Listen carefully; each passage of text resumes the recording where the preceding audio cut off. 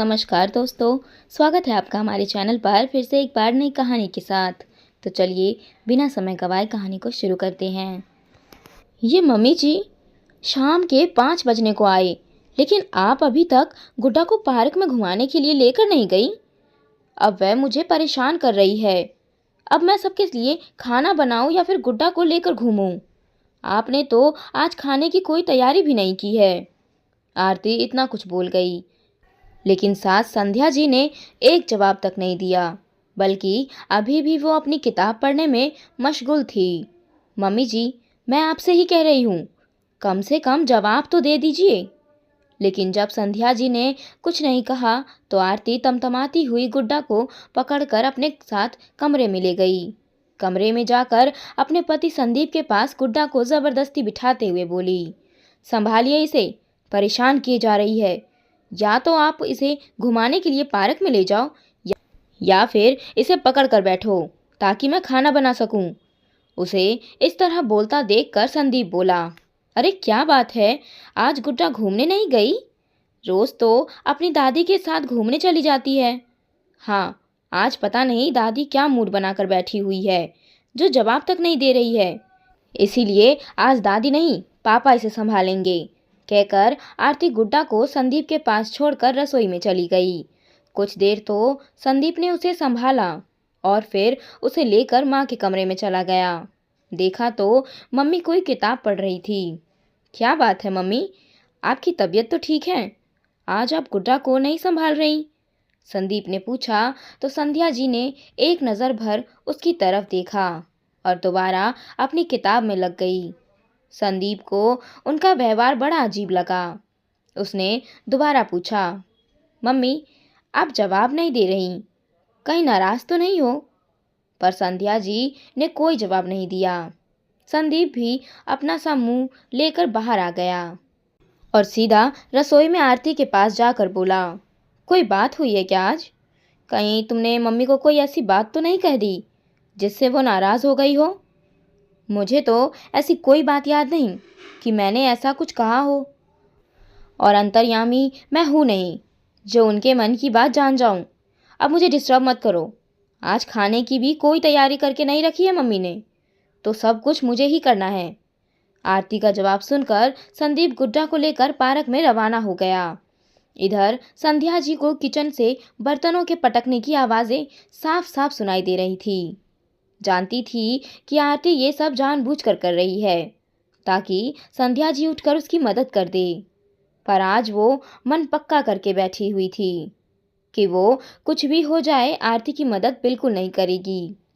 आखिर आरती की आदत थी सबके सामने बेचारा बनने की, सबको ये कहने की कि मम्मी जी ने अपने समय में तो अपनी गृहस्थी चला ली, खूब मज़े भी कर लिए, उनके सिर पर सांस तो होती नहीं थी, पर हमारी क्या ज़िंदगी है, हम तो हमेशा रोक टोक में ही रहे।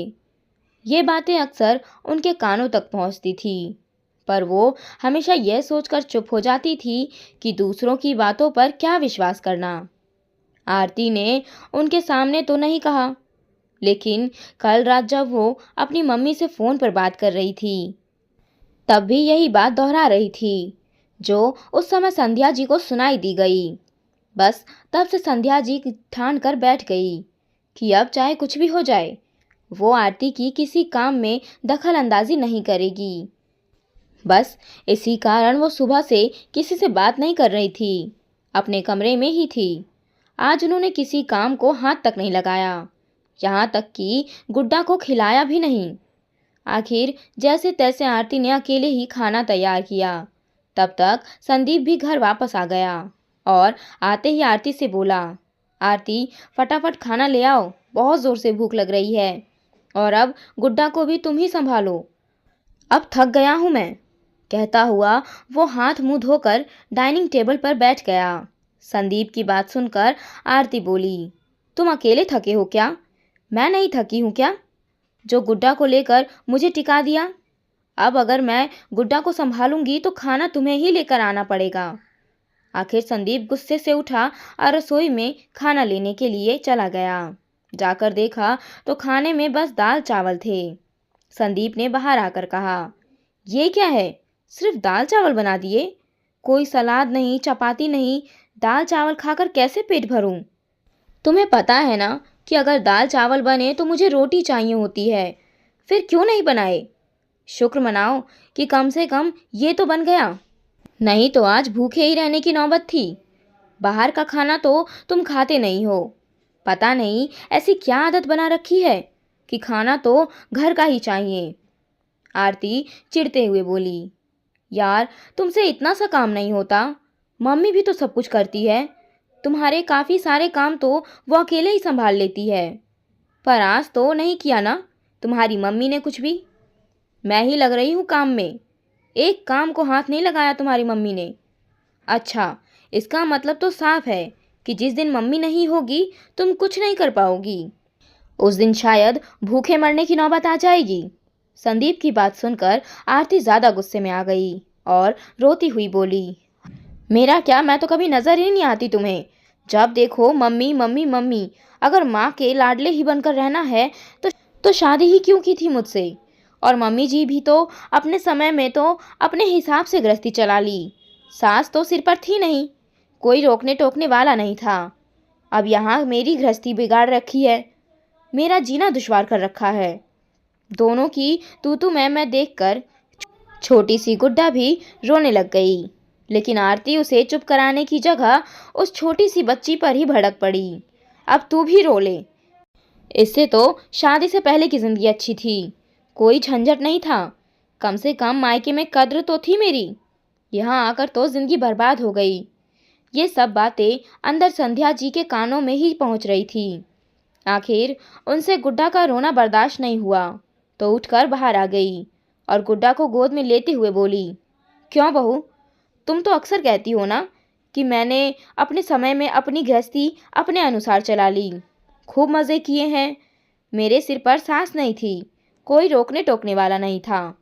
तो आज जब मैं बिल्कुल एक तरफ हो चुकी हूँ, ना मैं रोक रही हूँ और ना टोक रही हूँ, बिल्कुल इतनी शांतिपूर्वक एक तरफ बैठी हुई हूँ जैसे मैं इस घर में ही नहीं हूँ, तो तुम्हें भी तो मज़े लेने चाहिए थे ना। अपनी गृहस्थी अपने अनुसार चलानी चाहिए थी। पर एक दिन में ही हाथ पैर फूल गए तुम्हारे, जो दोनों पति पत्नी आपस में लड़ पड़े। संध्या जी की बात सुनते ही आरती चुप हो गई। उसे समझते देर नहीं लगी कि आज संध्या जी उसकी मदद क्यों नहीं कर रही थी। लोगों के सामने बेचारा बनकर हमदर्दी पाने से क्या मिल जाता है? उल्टा तुम्हारे परिवार की बदनामी हो रही है। उन लोगों से पूछो जो गृहस्थी अकेले संभालते हैं, कोई मदद करने वाला नहीं होता। क्या वो लोग भी तुम्हारी तरह बस लड़ते रहते हैं? मैं कुछ कहती नहीं हूँ तो इसका मतलब ये नहीं कि मुझे सुनाई नहीं देता, पर मैं तुम्हारी तरह अपने परिवार की बदनामी नहीं करती फिरती। आखिर ये तुम्हारी गृहस्थी है तो अपनी जिम्मेदारी खुद संभालो। संध्या जी की बात सुनकर संदीप और आरती ने चुप रहना ही ठीक समझा।